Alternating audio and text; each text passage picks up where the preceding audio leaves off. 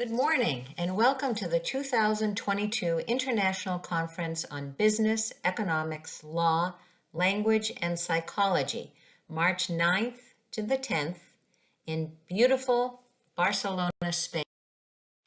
My name is Sandra Rahman and I'm a professor of marketing at Framingham State University in Framingham, Massachusetts, United States. The topic of my welcoming remarks is called Disruptive World Events, Trends in Consumer Behavior, and the Social Responsibility of Organizations to Navigate a Way Forward. The topic for this keynote address came to me as all of us experienced the powerful world events that are happening around the world that's causing big shifts in consumer demand as these world events change our everyday life. And it made me think about the organizational responsibility to help navigate what products and services are provided, we continue to provide consumers in response to their change in demand as a result in the change in world events.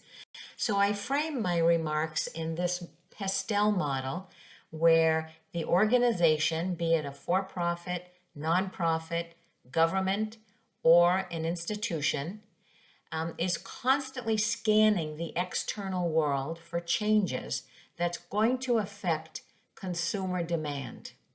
And when consumers change their demand, organizations respond with products and services. And this is where I'd like to focus our attention, is our role as organizations in providing these products and services to the consuming public that's going to shape their daily lives.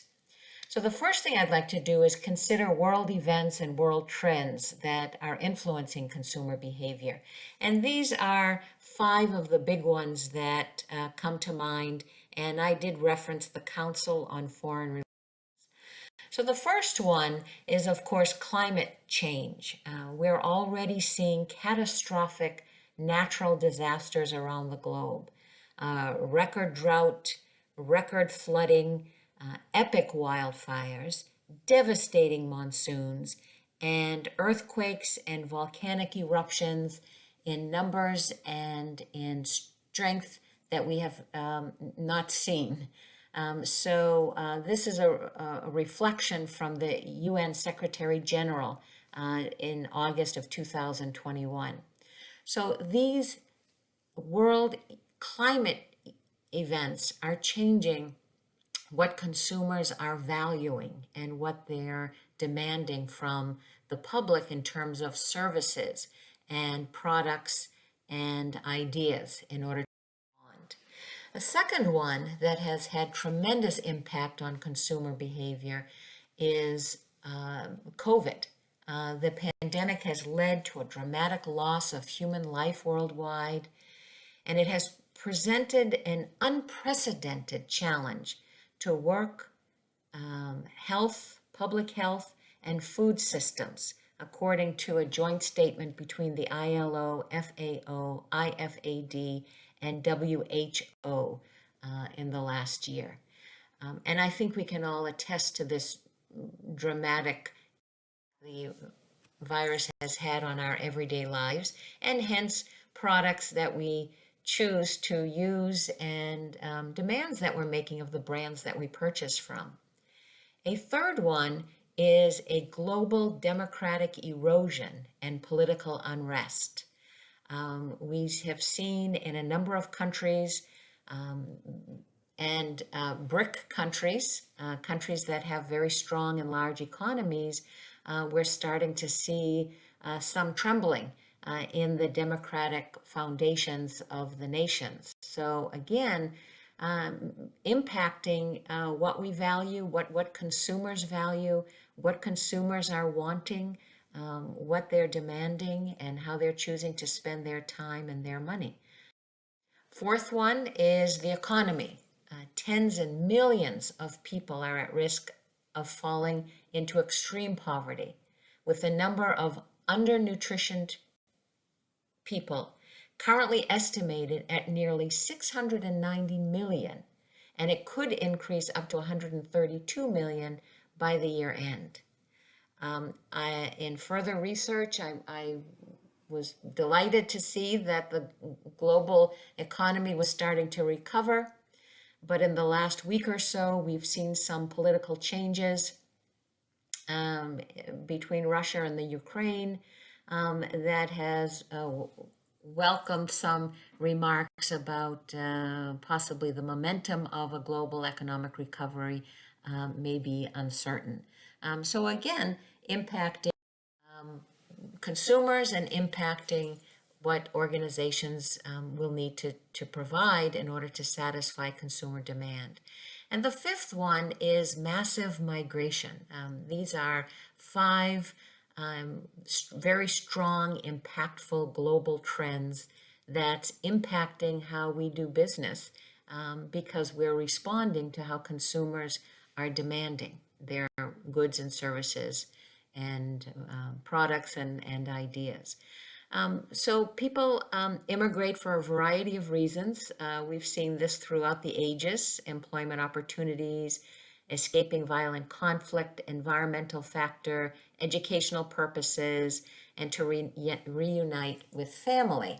But as a result of environmental factors and escaping uncertain conditions in their home country, we're seeing a lot more migration than we have seen in the past.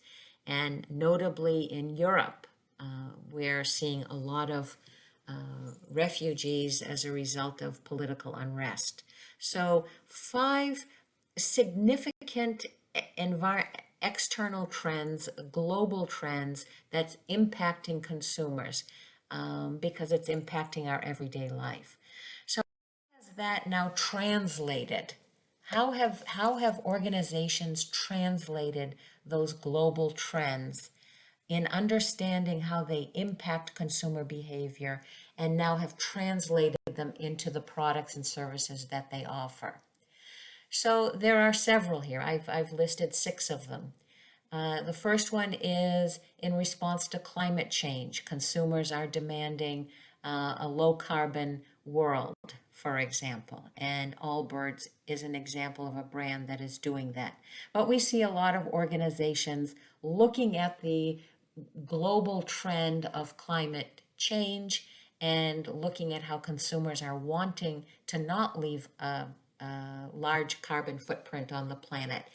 So they're demanding that the brands respond and offer them products and services that do that. A second one, consumers are wanting to have a life refresh. COVID has forced a lot of people.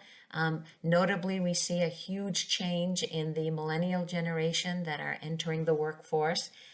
They've worked at home, as many of us have, and it's encouraging consumers to say, you know, life isn't only about work.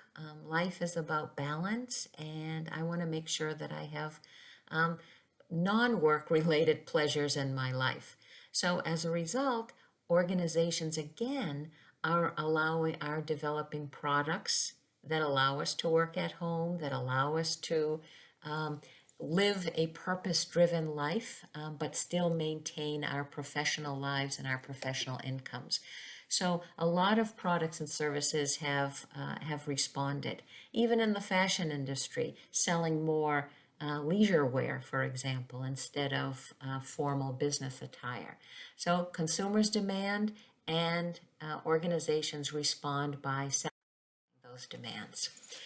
Another demand that consumers are expressing is a movement towards a metaverse, a simulated environments, a 3D digital ecosystem of the future.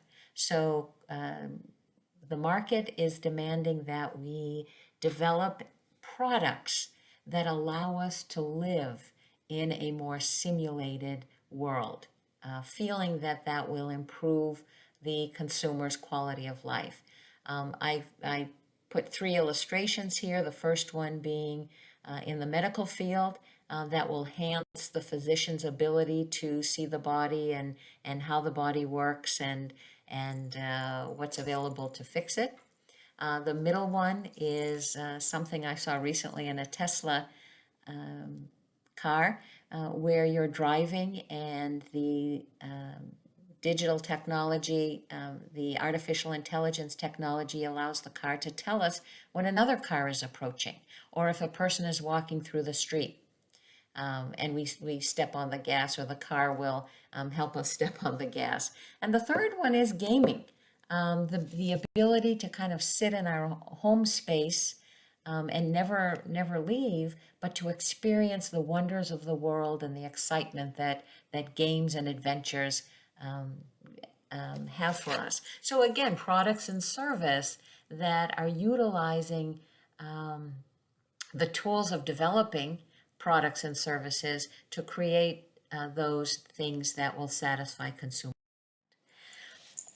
Another demand that we see coming from the consumer market is the idea of purchasing pre-loved items, secondhand items, creating a marketplace where peer-to-peer can sell and resell, driven in part by the desire not to put more product on the planet that will fill our landfill, but allows us to feel good about buying clothes or buying products or borrowing them or renting them or using them for a while or sharing them with someone else and getting the job done, but leaving, again, a smaller carbon footprint. I think most of us have used an Uber at one point or another.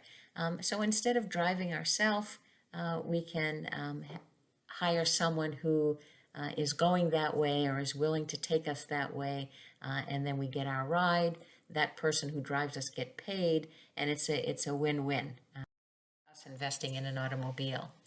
The fifth consumer demand and way in which companies are responding to our demand is this trend of individuality, celebrating individuality, and celebrating our authentic selves. So businesses are responding to our need for that.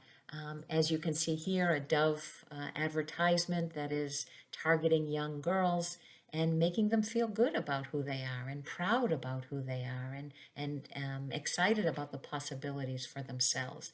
So the community, again, is experiencing these mega trends through the world and is influencing their demands, what they value, and is asking businesses and organizations to provide them with these things that satisfy. So here, number 5, self-love seekers and celebration of individuality and authenticity. The 6th one is this social paradox. Again, consumers experiencing the external world, the mega trends that are happening, and internalizing what that means for them. And consumers are saying, we want to return to a pre-pandemic life. We want to socialize and interact with people and places, but we want to be safe. We want to feel safe about it. So it's called the socialization paradox because consumers are wanting to return to the way it was so we can enjoy going to the movie theaters, going to restaurants, going shopping, but to make it safer and make it convenient. So we are seeing organizations respond, businesses respond, for example, having a chat box, a very simple way to accomplish that goal, satisfy that need. And again, illustrating that we are researching and involved and part of organizations that continue to experience the external environment, the pressures from the external environment, the world, trends, and constantly watching what consumers want, what our consumers want, and then creating product for them. So when I thought about all of that, it made me realize that we have a tremendous amount of responsibility in making sure that the products and the services and the ideas that we share and that we promote are good for people, are good for the consumers, are good for others, are good for the planet, are good for our future, are good for creating economic systems that respect and allow people to live comfortably and safely and experience the life that they want for themselves. It's us who are behind the organizations that are making those decisions. And as you can see here, I'm indicating that not all of the products and services and ideas that we shape because of what consumers have told us actually have a beneficial effect on the consumers themselves or on the planet or on our democracy or public health. So if we go back to the model that I presented in the very beginning, I emphasized the external environment and the trends, the global trends. I talked about what consumers are demanding, and I want to focus here on the challenge of navigating this, the messaging that's coming here, and navigating this developing of product so that it satisfies the ultimate consumer, but yet does so in a way that is good for the planet, is good for the environment, that is good for people, that is good for our infrastructure, that is good for our economic systems, that of course makes money for an organization. So we arrive at this model of the triple bottom line business model, also known as the PPP model, to reinforce the fact that we have a responsibility to be very cautious about what we put out there in the world. And I just wanted to quote Joel Arthur Barker, who is responsible for bringing the concept of paradigms and the role of paradigms in explaining societal behavior and also dealing with paradigms. And he said, vision without action is merely a dream. Action without vision just passes the time. And vision with action can change the world. And I would argue that we are the organizations that are asked to have vision on this planet, to put products and technology and idea and services into some form that changes the world. So I wanted to end and conclude with this notion of social responsibility and how critically important it is, especially these days where we are going through enormous amount of changes in the planet, and we need voices for stability and safety and transparency and respect and honor so that we have a stable, happy planet. So I encourage you to think of that. I thank you for your time and attention. Again, it's my pleasure to welcome you to the conference, and my wish for you to enjoy all of the papers and conversations that you will be a part of, and I'm happy to engage in any kind of discourse after this presentation. So my email is there, and you can reach me through the literature for the conference. So again, welcome, and my pleasure, and thank you so much again. Bye-bye.